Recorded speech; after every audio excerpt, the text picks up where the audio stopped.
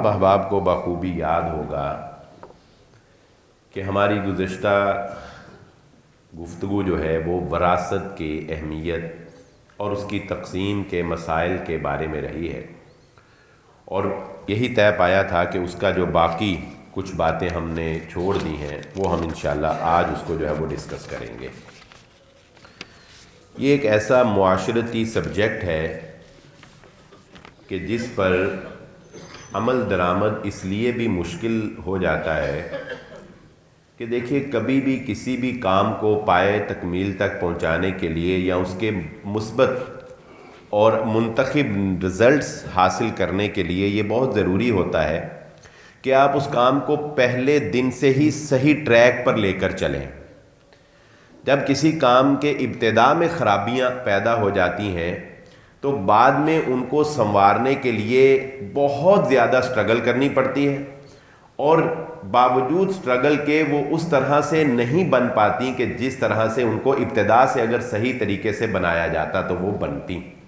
کسی عمارت کی مثال لے لیجئے، اگر اس کی فاؤنڈیشن مضبوط نہیں ہے تو بعد میں آپ اس کو بھلے جتنا مرضی مضبوط بنا کر سٹینڈ کرنے کی کوشش کریں مگر وہ چیز نہیں بنتی جو پہلی دفعہ میں آپ نے اس کو مضبوطی دے دینی۔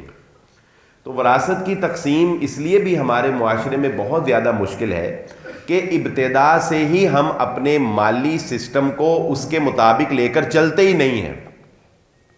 یعنی اسلام تو مال لینے کے وقت بھی ہر بات جو ہے وہ کلیئر کرتا ہے کہ تمہیں کوئی بھی چیز جو ہے وہ مبہم نہیں رکھنی چاہیے۔ اب مثال کے طور پہ ہمارے پاس بہت سے وراثت کے کیسز آتے ہیں۔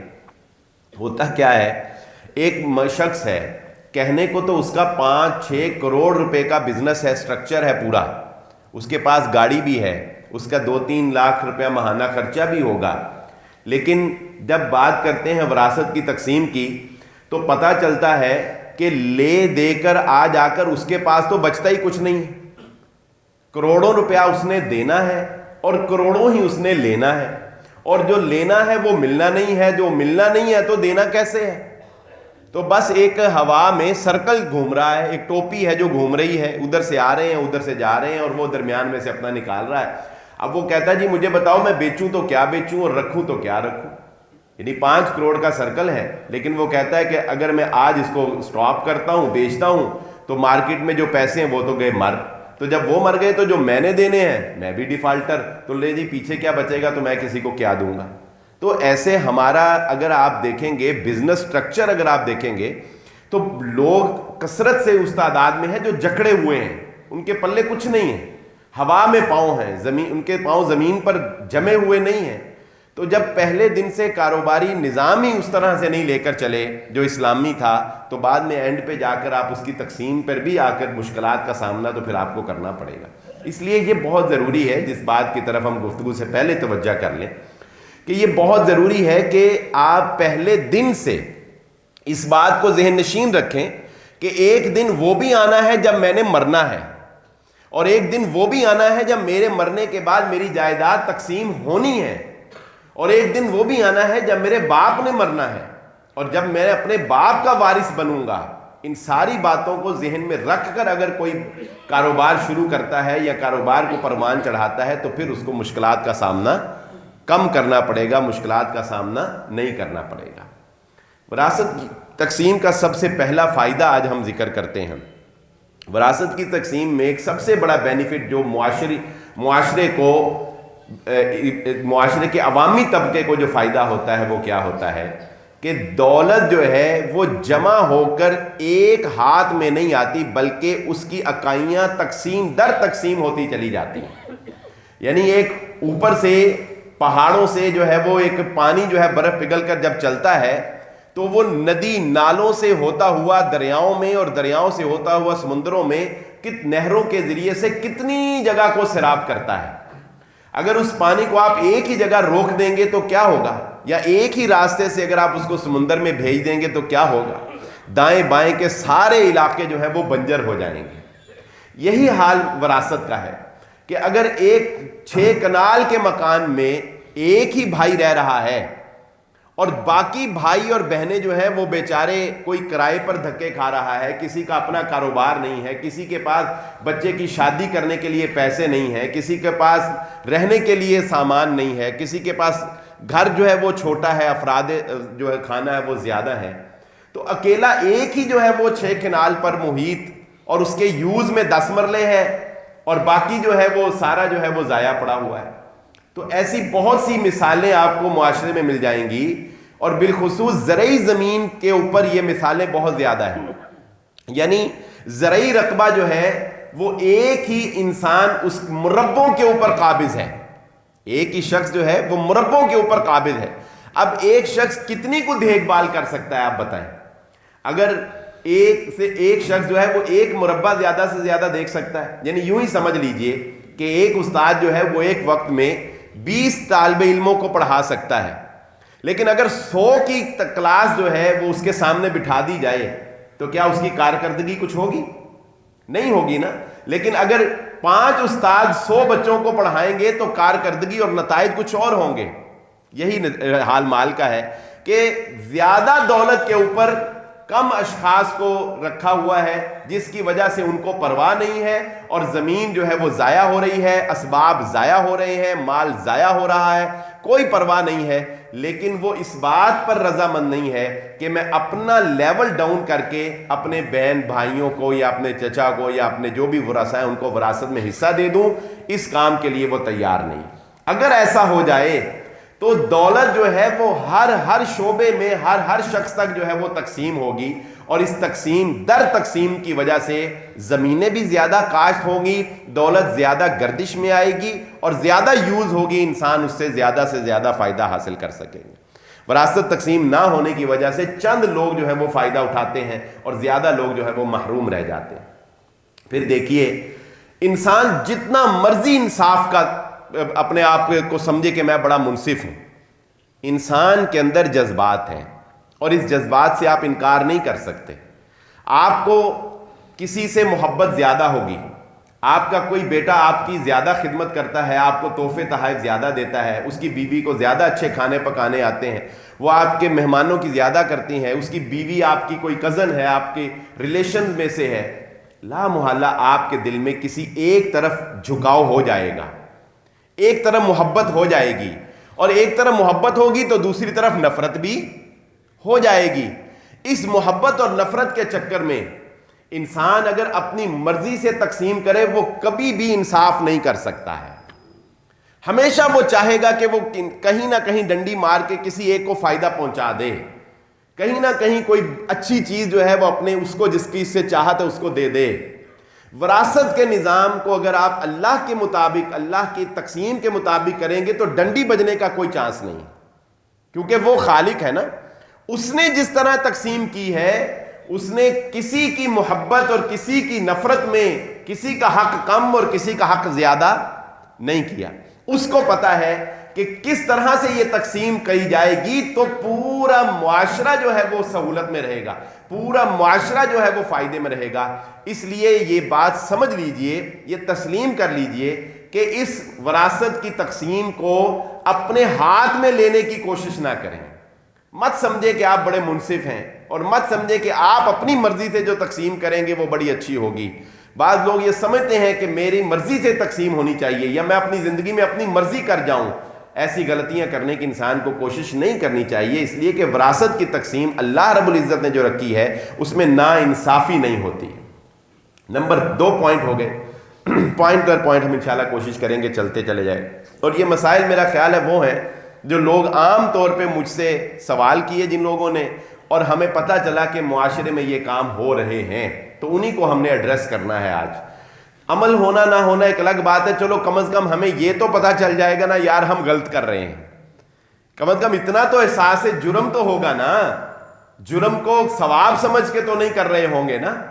آگے جو معاملہ آ رہا ہے وہ ایسا ہی ہے کہ وراثت کی تقسیم نہ کرنے کی وجہ سے کیا ہوتا ہے, ہم لوگ ساری زندگی ایک طبقے کو اپنے احسان تلے رکھتے ہیں, اور حالانکہ ہم ظلم کر رہے ہوتے ہیں, لیکن ہم اپنے آپ کو اور ان کو دھوکہ دے رہے ہوتے ہیں کہ ہم تم پر احسان کر رہے ہیں، اور وہ بیچارہ لینے والا احسان سمجھ کر لے رہا ہوتا ہے، حالانکہ وہ اس کا حق ہوتا ہے، یعنی اپنا ہی حق احسان سمجھ کے مل رہا ہوتا ہے، جس کی وجہ سے ساری زندگی وہ احساس کمتری کا شکار رہتا ہے، اس کے بچوں میں ڈیولپمنٹ نہیں ہو سکتی، وہ اس کے بچے خاندان میں کبھی سر اٹھا کے دیکھ نہیں سکتے، اس کے بچے اس طرح سے پروان نہیں چڑھ سکتے۔ میری ان باتوں کو آپ مثال سے سمجھ لیجئے۔ مثال کے طور پہ ایک باپ فوت ہو گیا، اس کی وراثت بچی، اب بھائیوں نے وراثت جو ہے وہ تقسیم نہیں کی، وہ اپنے قبضے میں کر لی۔ اب کیا کر رہے ہیں بھائی ہر مہینے بہنوں کو کوئی خرچہ دے رہے ہیں، کوئی 10,000 دے رہا ہے، کوئی 20,000 دے رہا ہے، کوئی 50,000 دے رہا ہے۔ کیا کر رہے ہیں؟ بہنوں کو ہر مہینے خرچہ دے رہے ہیں، عید شبرات پہ تحفے تحائف دے رہے ہیں، معاشرے کو بتا رہے ہیں کہ ہم بہنوں کے اوپر کیا کر رہے ہیں؟ احسان کر رہے ہیں نا۔ ہر مہینے بہنوں کو خرچہ دے رہے ہیں، کیا کر رہے ہیں؟ ہم احسان کر رہے ہیں۔ اور بہنیں بھی یہی سمجھ رہی ہیں کہ دیکھو میرے بھائی کتنے اچھے ہیں کہ ہر مہینے مجھے پیسے دیتے ہیں، عید شبرات پہ بھی خرچہ دیتے ہیں، شادیوں پہ بڑے بڑے خرچے کر دیتے ہیں، کھانے کھلا دیتے ہیں۔ لیکن حقیقت میں وہ بھائی اس وراثت کو بچائے ہوئے ہیں، ان تحائف کی آڑ کے اندر ایک ظلم کو چھپائے ہوئے۔ ایسی بیسیوں کہانیاں ہیں کہ ہم لوگ احسان کر رہے ہیں، حقیقت میں ہم لوگ ظلم کر رہے ہوتے ہیں۔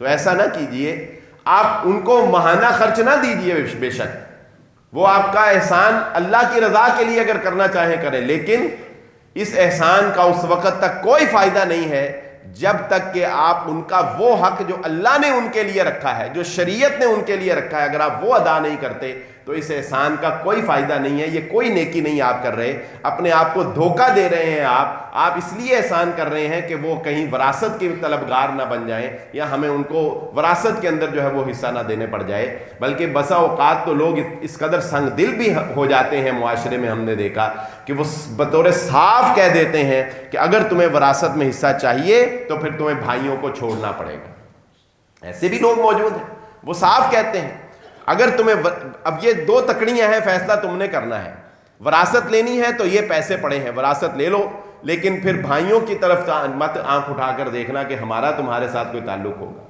اب وہ بہن بیچاری کمزور ہوتی ہے، ظاہر ہے اس نے خامن کے گھر میں اپنی عزت وقار بنانا ہے، اور اس کے پیچھے ظاہر ہے کوئی نہ کوئی اس کو آسرا ہوتا ہے کہ کوئی خدا نہ خواستہ کوئی اونچ نیچ ہو جائے، میرے پیچھے کوئی سٹینڈ لینے والے ہوں، بھائی ہوں۔ تو وہ بیچاری آخر آ کے یہی فیصلہ کرتی ہے کہ بھائی جان میں آپ کو قبول کرتی ہوں، میں یہ مال و دولت وراثت جو ہے وہ میں اس کو ٹھکرا دیتی ہوں۔ یہ معاشرے کے اندر ایک بہت بڑی خرابی ہے۔ پھر آگے چلیے، بہت سے لوگ جو ہیں وہ بیٹوں کے اوپر بھی خرچ اتنا ہی ہوتا ہے، اللہ ماشاء اللہ کہ تھوڑا بہت کوئی فرق ہو اگر آپ کیلکولیشن کر لیں تو، لیکن افسوس یہ ہے کہ جب ہم بیٹیوں کے اوپر خرچ کرتے ہیں، اور بالخصوص ان کی شادی کے اوپر جب ہم خرچ کرتے ہیں، اور جہیز جو ہمارے معاشرے کا مسئلہ ہے، ہم اپنی مرضی سے جب ان کو جہیز دیتے ہیں تو ہم یہ کنسیڈر کر دیتے ہیں کہ جو تمہیں جہیز دے دیا گویا کہ یہی تمہارا وراثت تھی جو ہم نے تمہارے ساتھ توڑ دی ہے۔ اگر کوئی بعد میں وراثت کی بچی مطالبہ کرتی ہے تو اسے سنایا جاتا ہے، بھائی سناتے ہیں کہ تمہیں اتنا جہیز نہیں دیا تھا، تمہیں اتنا جو ہے وہ تمہارے اوپر خرچہ نہیں کیا تھا تمہارے باپ نے تمہاری زندگی کے اندر۔ تو یاد رکھ لیجئے یہ بات، زندگی میں باپ اولاد کے اوپر جو خرچہ کرتا ہے وہ خرچہ اس اولاد کو وراثت سے محروم نہیں کرتی۔ بیٹے کو بھی تو کاروبار کر کے دیا تھا، لیکن اس کے بارے میں تو نہیں سوچا۔ بیٹے کو بھی تو کئی خواہشات، تعلیم اور سارا کچھ پورا کیا ہوگا، لیکن اس کے بارے میں تو کبھی نہیں سوچا کہ باپ نے بیٹے پہ بھی خرچہ کیا تھا، اسے بھی وراثت سے محروم کیا جائے، نہیں۔ لیکن جہیز کو وراثت میں کنورٹ کر دینا یہ ہماری اپنی اختراع ہے۔ شریعت محمدیہ صلی اللہ علیہ وآلہ وسلم میں ایسی کوئی بات موجود نہیں ہے۔ تم جہیز بھلے نہ دو یا بھلے دو، یہ تمہاری اپنی سردرد ہے۔ اللہ نے جو وراثت کا حق رکھا ہے وہ تمہیں دینا ہی ہوگا، اور اگر نہیں دو گے تو تم اس میں مجرم ٹھہرو گے۔ آگے چلیے، بہت سے کیسز ایسے بھی آتے ہیں کیونکہ ہمارے معاشرے میں کسی بھی ملک میں، صرف پاکستان میں نہیں، کسی بھی ملک میں رہتے ہوئے جائیدادوں کو کنٹرول میں رکھنا حکومت وقت سے بچا کر، یا کچھ ٹیکسیشن کے نظام ایسے ہوتے ہیں کہ ان سے سیف کرنے کے لیے انسان کو کچھ سٹیپس جو ہے وہ لینے پڑتے ہیں. یہ ہمارا ٹاپک نہیں ہے کہ وہ درست ہے یا غلط، وہ ایک الگ ایشو ہے. لیکن مثال کے طور پہ کہ جائیداد زیادہ ہے، اب وہ ساری جائیداد اگر باپ اپنے نام رکھتا ہے تو اسے کئی ایک قانونی مسائل کا سامنا کرنا پڑ سکتا ہے. اس لیے بہت سے لوگ کیا کرتے ہیں کہ وہ ٹیکسیشن کی نظام سے بچنے کے لیے یا قانونی چارہ جوئی کرنے کے لیے اپنی جائیداد کو تقسیم کرتے ہیں، اور اس تقسیم میں وہ اپنی جائیداد اپنے بیٹوں کے نام لگوا دیتے ہیں. یعنی وہ باپ، نیت تو ہر بندے کی ایک جیسی نہیں ہوتی، لیکن باپ نے جائیداد بیٹوں کے نام لگوائی تھی ٹیکسیشن کے نظام کو ڈیل کرنے کے لیے یا ہینڈل کرنے کے لیے. باپ نے جائیداد وراثت یا جائیداد تقسیم نہیں کی تھی. لیکن ہوا کیا کہ جب باپ مر گیا تو نہ باپ نے اس بات کی وضاحت بچوں کے سامنے بٹھا کر کی کہ بیٹا میرے بعد ڈنڈی نہ مارنا، یہ صرف ٹیکسیشن کے لیے تمہارے نام کی ہے، تمہیں دی نہیں ہے. نہ باپ وضاحت کرتے ہیں اکثریت میں، اور بچے وہ تو پھر اس کے بعد جب سبحان اللہ، تو وہ جب بچے باپ فوت ہو جاتا ہے تو بچے کہتے ہیں کہ جی باپ نے جو جس کے نام لگا دی بس وہ اسی کی ہے. جس کے نام تو کوئی 4-5 مرلے کا پلاٹ لگا ہوتا ہے وہ تو کہتا ہے اسے دیا ہے، جہدے بیچارے دے نام کوئی تھوڑا جہا اور رولا پا لینا، وہ کہتا نہیں ہن خطیب صاحب کو بلال صاحب نو پڑھو انہاں کوئی فیصلہ کرانا. دوجا کہتا نہیں فیصلے دی کی لوڑ ہے، ابا جی نے فیصلہ کرتا سی، بس کرتا سی ابا جی نے فیصلہ کر. چھوٹا جو پریشان ہوتا ہے کہتا نہیں فیصلہ ہونا ہے، فیصلہ ہونا ہے، فیصلہ. ایسے ہی ہوتا ہے نا. تو یہ ایک کلیریفیکیشن اپنے دماغ میں بٹھا لیجئے کہ صرف پراپرٹی نام ہونے سے آپ کی نہیں ہو جاتی. یہ قانونی چارہ جوئی پراپرٹی نام ہونا کا یہ ایک الگ مسئلہ ہے. اور ویسے بھی یہ تو ہماری بد اخلاقیاں ہیں کہ جس کی وجہ سے ہمیں اسٹامپ پیپر اور ہمیں نکاح نامے اپنے ساتھ رکھنے پڑتے ہیں، وگرنہ اللہ کی قسم مسلمان کی تو زبان ہی کافی ہوتی ہے. زبان پر لین دین ہوتے تھے، زبان پر ہی جائیدادیں نام ہوتی تھی نا، زبان پر. اچھا نکاح آپ دیکھیں، نکاح کیا ہے؟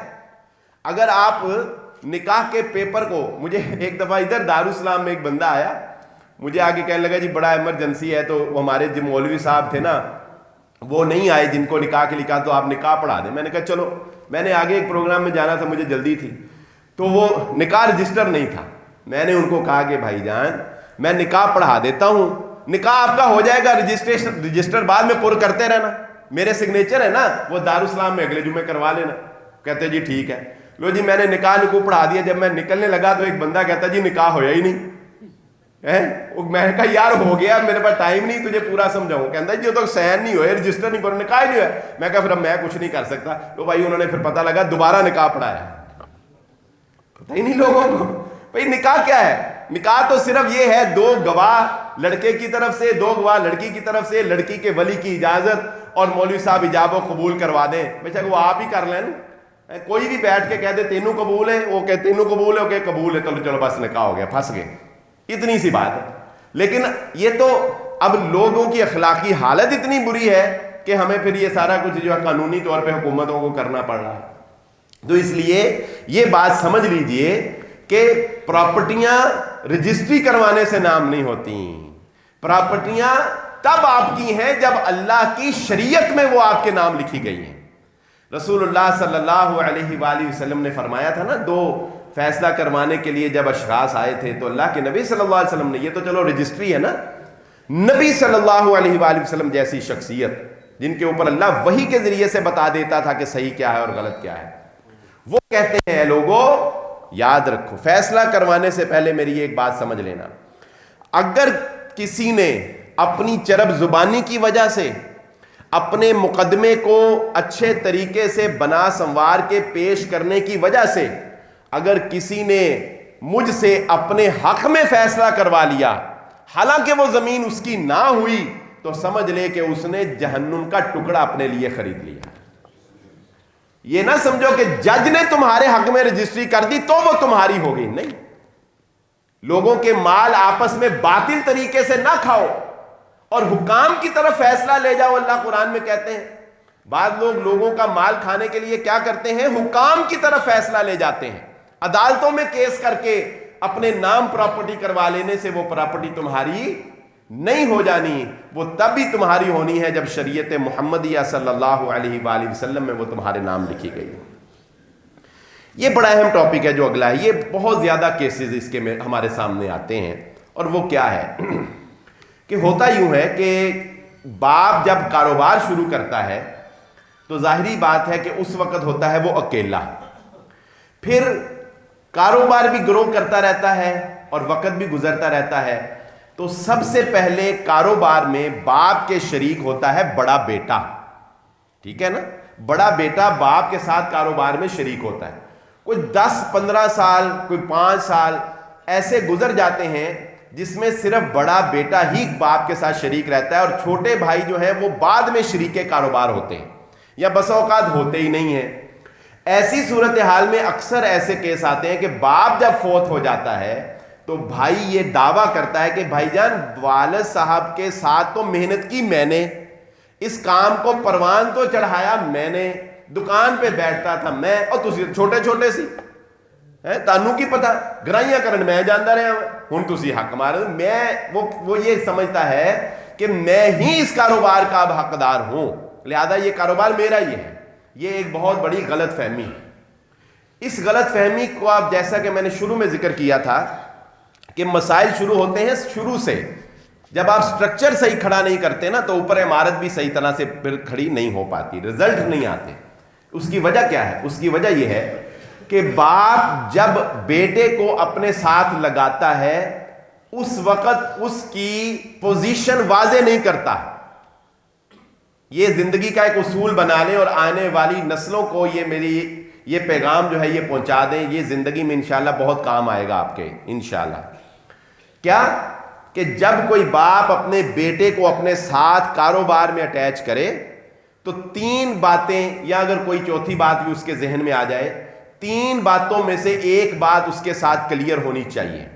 نمبر 1, بیٹا باپ کے ساتھ اٹیچ ہو گیا, باپ اس کو اس کی اجرت وہ ماہانہ بنیادوں کے اوپر ادا کرے. جتنی, اگر وہ سیل مین ہے تو سیل مین, اگر وہ مینیجر بن گیا تو مینیجر.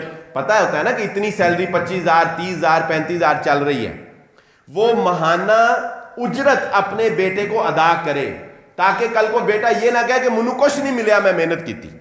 اپنی ماہانہ اجرت لو, نمبر 1. اچھا, اگر وہ اجرت نہیں تو دوسری کاروبار کی پوزیشن یہ ہوتی ہے کہ وہ بیٹے کو کاروبار میں شریک کر لیں, مطلب پارٹنر بنا لیں کہ محنت تمہاری اور سرمایہ میرا, ہم دونوں مل کر کام کریں گے, 90% میرا ہے, 10% پروفٹ تمہارا ہے. یعنی کاروبار میں اس کو مشارکت کر لیں, وہ پارٹنر بن جائے اپنے باپ کے ساتھ.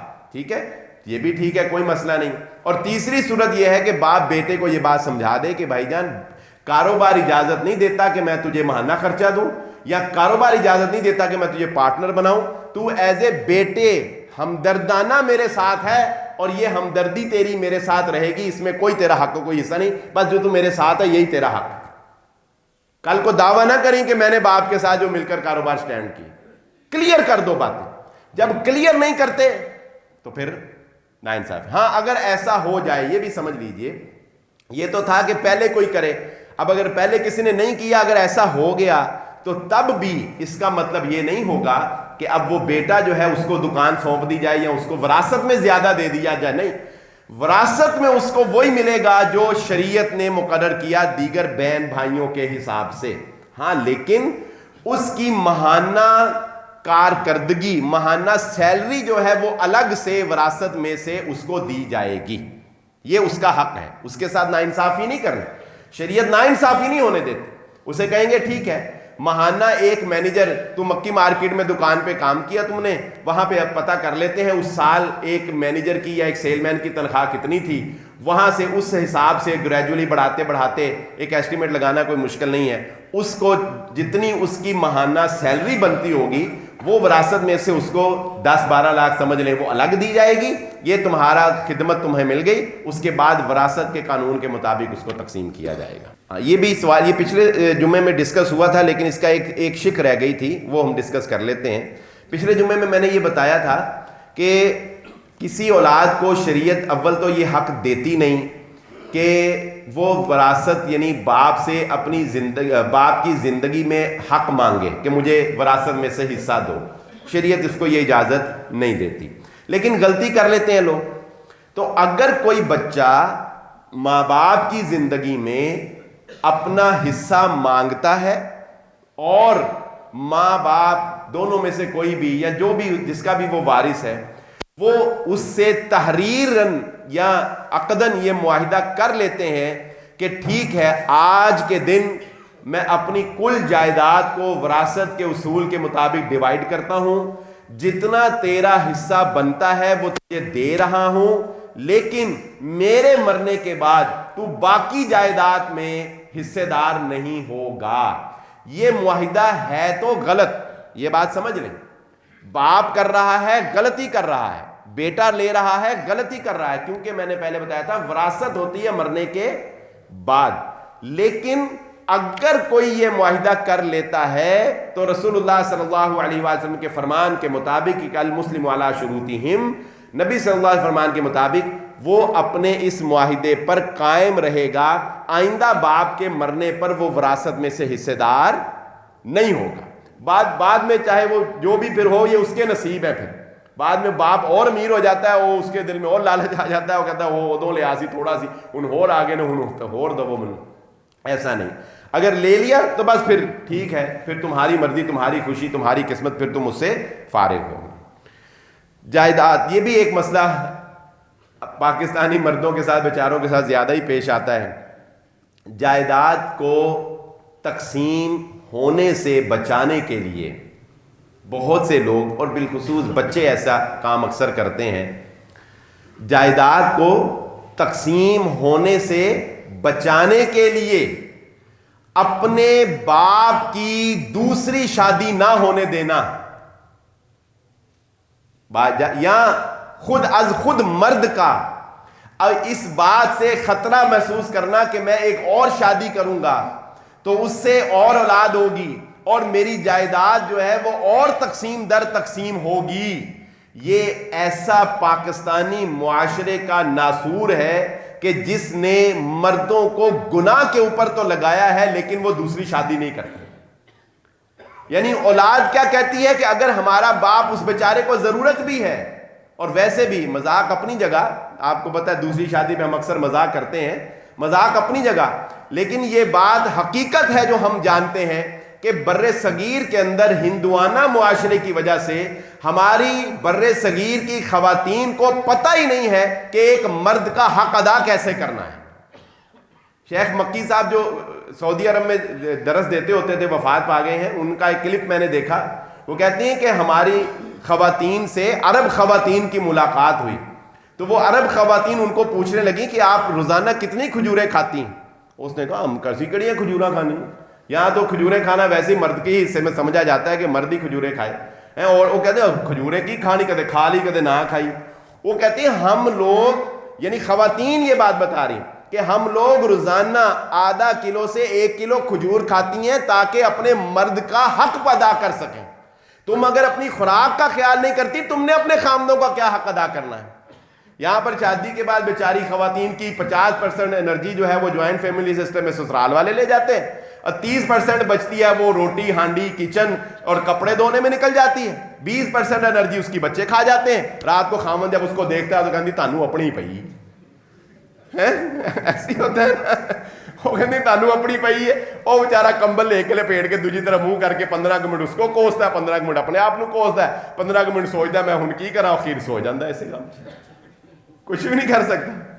تو اچھا حضرت عمر رضی اللہ تعالیٰ عنہ کے پاس بڑا پیارا واقعہ، حضرت عمر رضی اللہ، یہ دو طرفہ ہے نا، مرد کے بھی ذمے ہے کہ وہ عورت کا حق ادا کرے اور عورت کے ذمے ہے وہ مرد کا حق ادا کرے، لیکن ہم کہتے ہیں نہیں دوسری نہیں ہے نو کرن دینی، جائیداد تقسیم ہو جائے گی، یہ ہو جائے گا، وہ ہو جائے گا، وہ گناہ، وہ بیچارہ پھر بلا آخر گناہ کر لیتا ہے، آخری راستہ اس کے پاس یہی ہوتا ہے۔ پہلے وہ موبائل سے کام چلاتا ہے, ادھر ادھر کی ویڈیو دیکھ دوں کہ موبائل سے کام چلاتا ہے, پھر اس کا کہیں واٹس ایپ پہ آنکھ میں ٹکا ہو جاتا ہے, پھر وہ خفیہ طور سے شادی کر لیتا ہے, پھر اللہ اللہ خیر سے. تو حضرت عمر رضی اللہ تعالیٰ نے بیٹھے, ایک عورت آئی, حضرت کعب بھی بیٹھے تھے. وہ کہتی ہے حضرت عمر رضی اللہ تعالیٰ کو, حضور والا بات یہ ہے کہ میرے بندے کو سمجھاؤ, دن کو روزے رکھ لیتا ہے, رات کو نمازیں پڑھتا ہے, ہر وقت عبادت ہی کرتا رہتا ہے. حضرت عمر رضی اللہ تعالیٰ نے کہا اچھا چلو ٹھیک ہے سمجھائیں گے. چلی گئی. حضرت عمر رضی اللہ تعالیٰ کو سمجھ نہیں آئی اس نے کہا کیا ہے کہ بندہ ایڈا نیک ہے, دن کو روزے رکھتا ہے, رات کو تہجدیں پڑھتا ہے, یہ شکایت لگا کے بتا کے چلی گئی. اچھا حضرت عمر نے اس بات کا نوٹس نہیں لیا, تو غالباً حضرت کعب رضی اللہ تعالیٰ بیٹھے تھے, وہ کہنے لگے یا امیر المومنین آپ کو پتہ نہیں لگا اس نے اپنے خاوند کی شکایت لگائی ہے. حضرت عمر کہنے لگے اس میں شکایت والی کون سی بات ہے, خاوند اس کا نیک ہے, روزے رکھتا ہے, عبادت کرتا ہے. تو وہ کہنے لگے کہ اس عورت کو دوبارہ بلائیں اور اس سے پوچھیں کہ اس نے آپ کو یہ بات بتائی کیوں ہے. حضرت عمر رضی اللہ تعالیٰ عنہ نے بلایا اس عورت کو اور اس کو پوچھا کہ تم نے یہ بات کیوں مجھے بتائی. تو پھر اس عورت نے تھوڑی سی وضاحت کر کے بتایا کہ امیر المومنین میرے اس کے صوفی پن کا بتانے کا مقصد یہ تھا کہ وہ میرا حق ادا نہیں کرتا, وہ میرا حق ادا نہیں کرتا. چنانچہ حضرت عمر رضی اللہ تعالیٰ عنہ نے پھر خاوند کو بھی بلایا اور پھر حضرت کعب کو ہی کہا کہ میں داد دیتا ہوں تمہاری معرفت کی کہ تم نے کیسے مسئلے کو سمجھا ہے. تو پھر حضرت عمر رضی اللہ تعالیٰ عنہ نے کعب کو کہا کہ تم ہی اس کا فیصلہ کرو, تم نے اتنی دانش مندی سے اس معاملے کو پکڑا ہے تو تم ہی اس کا فیصلہ کرو. تو پھر حضرت کعب رضی اللہ تعالیٰ عنہ نے کیا پیارا استدلال کیا. حضرت کعب کہتے ہیں کہ دیکھیں اللہ رب العزت نے قرآن مجید میں مثنی و ثلاث و رباع مرد کو 4 شادیوں کی اجازت دی ہے, مرد کو 4 شادیوں کی اجازت دی ہے. اگر مرد 4 شادیاں کرے تو پہلی بیوی کی باری کتنے دن کے بعد آئے گی بھی؟ 3 دن کے بعد. آپ کو نہیں ساونا تھا اس تے تڑ دی تے کیوں دن ہے سارا او بھائی کتنے دن, 1 2 3 4 بیویاں ہوں تو پہلی کی باری 3 دن کے بعد آئے گی نا. چنانچہ حضرت کعب نے کہا اس کے خامند پر پابندی عائد کرو کہ یہ ہر 3 دن کے بعد لازماً اپنی بیوی کا حق ادا کرے, کیونکہ شریعت اللہ کا یہ قانون ہے کہ اگر 4 شادیاں ہوں تو 3 دن کے بعد پہلی عورت کی باری آئے گی. اس کا مطلب کیا ہے؟ اس کا مطلب یہ ہے کہ شریعت نے عورت کو جس فطرت پہ بنایا ہے وہ 3 دن تک جو ہے وہ صبر کر سکتی ہے, اس کے بعد جو ہے وہ اس کے فاسد خیالات اور وساوس جو ہے وہ اس کو تنگ کرنا شروع کر دیں گے. اور اس میں آپ کے لیے بات پتہ کیا ہے, عورت کے لیے 3 دن ہے مگر مرد نو 4 دن بیوی ملتی ہے. ایسے ہی ہے نا, عورت 3 دن ریلیکس کر سکتی ہے, مرد کو نہیں کہا. مرد کو ادھر بھی ادھر بھی ادھر بھی, مرد کے لیے تو 4 دن بیوی ہے نا بھائی, لیکن ہمارے لیے نہیں ہے. تو یہ ایک معاشرے کا المیہ بہرحال ہے. اور بھی بہت سی وجوہات ہیں دوسری شادی کو روکنے کے لیے, یہ نہیں کہ صرف وراثت کی تقسیم ہی ہے, اور بھی بہت سی وجوہات ہیں. لیکن ایسے بہت سے کیسز جو ہیں, میں ایک وہ بتانا نہیں چاہتا تھا آپ کو, لیکن میں نصیحت کے لیے بتا دیتا ہوں کہ ایک کیس ایسا بھی تھا کہ بیٹے نے, باپ بیچارہ اس کی بیوی جو ہے وہ ایک عرصہ بیمار رہی, تقریباً 7-8 سال بیوی بیمار رہی, باپ نے بیوی کی خدمت کی, وہ مر گئی. وہ آپ کہے یار مجھے دوسری شادی کرنے دو, بیٹے نے نہیں کرنے دی, بھائیوں کو ساتھ ملا لیا, جائیدادیں اپنے نام کروا لی, سارا کچھ کر لیا. نتیجہ کیا نکلا؟ زندگی اور موت اللہ کے ہاتھ میں ہے. اس باپ کی زندگی میں ہی 2-3 سال کے بعد وہ بیٹا وفات پا گیا, اکلوتا بیٹا 38 سال کی عمر میں فوت ہو گیا. کہاں گئی وہ جائیدادیں اور کہاں گئے وہ باپ کی رکاوٹیں؟ باپ بیچارہ پھر اس غم میں نہ وہ دوبارہ سے لائف جو ہے وہ بنا سکا اور نہ جو ہے وہ دوبارہ زندگی بحال ہو سکی. یعنی ایسے بہت سے مثالیں ہیں کہ جب ہم خلاف فطرت اور خلاف شریعت چلنے کی کوشش کرتے ہیں نا تو ہماری لائف جو ہے وہ ڈسٹرب ہو جاتی ہے. مرد اپنی بیوی کو اگر طلاق دے دے اور پھر وہ فوت ہو جائے تو بیوی ابھی عدت میں ہو تو کیا وہ اپنے خاوند کی وارث بنے گی؟ یہ بات سمجھ لیجئے. مرد نے بیوی کو طلاق دے دی, طلاق وہ جس میں وہ رجوع کر سکتا ہے, یعنی 2 طلاقوں کے بعد مرد رجوع کر سکتا ہے.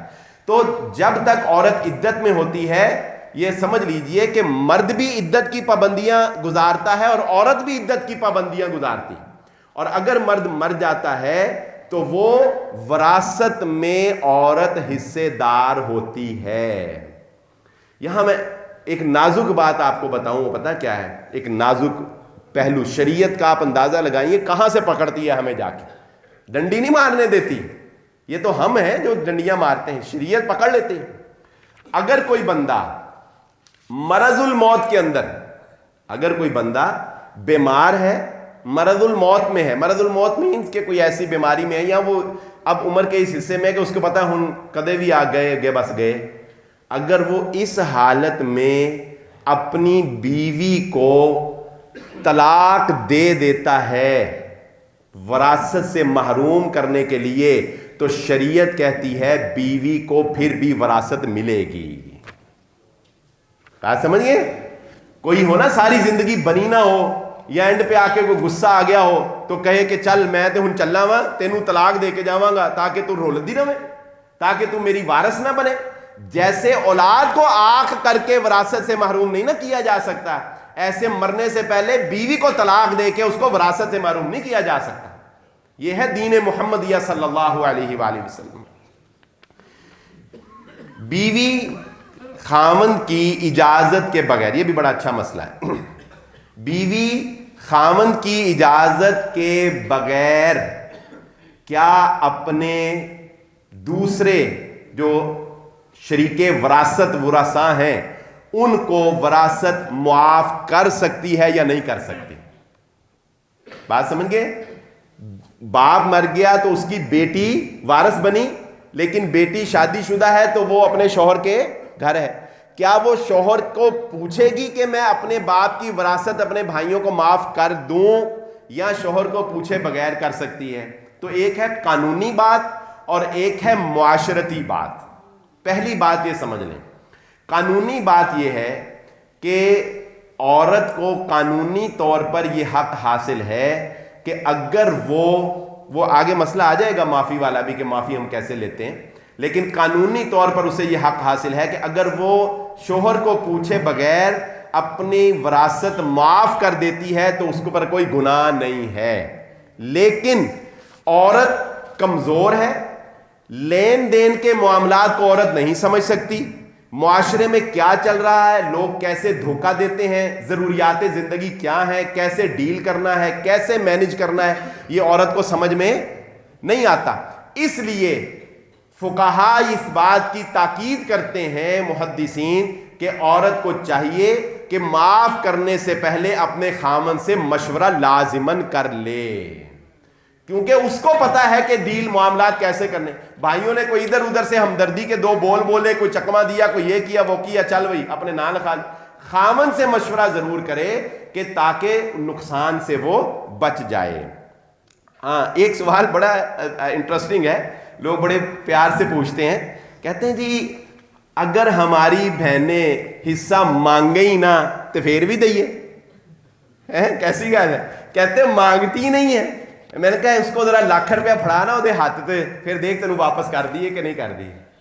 پیسے آج کل کے دور میں کون واپس کرتا ہے بھی بتائیں؟ پیسے تو غلطی سے کسی کے اکاؤنٹ میں آ جائیں وہ لینے اوکھے ہو جاتے ہیں۔ ایک بار چلے گئے تو بس وہ کہنا ہوں ذرا تسلی کر کے ہی دواں گا، پتہ نہیں کیوں کسی کے اسمگلر ہی نہ ہوئے۔ تو پیسے دے کے بات یہ ہے کہ وراثت بن گئی نا، اب بہنیں بیچاری اس دکھ سے نہیں مانگتی کہ پتہ ہے ملنی ہی نہیں ہے، پتہ ہے ملنی نہیں، نہ بھائیوں نے دینی ہے، وہ بیچاری مرفت میں مانگتی نہیں۔ بھائی یہ سمجھ بیٹھتے ہیں، میں نے شاید پہلے بھی بتایا تھا، میرے پاس ایک بندہ آ گیا نا، لوگ ہمارے کندھوں پر رکھ کے ٹھوس ٹھوس کرنے کی کوشش کرتے ہیں۔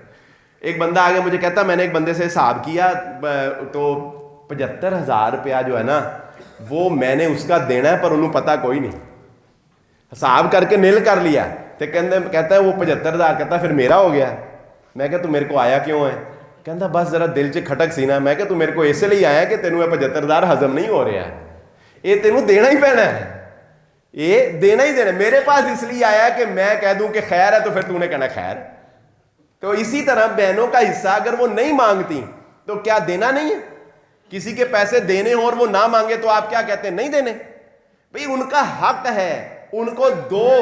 معاف کروانے میں بھی آج کل تو اکثر علماء یہ کہتے ہیں کہ جا کر یہ کہنا، لپڑی چوپڑی باتوں سے جا کے معاف کروانے کے بھی کچھ ٹرک ہوتے ہیں، بات ہی ایسی بنا کے پیش کرتے ہیں کہ اگلی ویسے بیچاری معاف کر دیں دی۔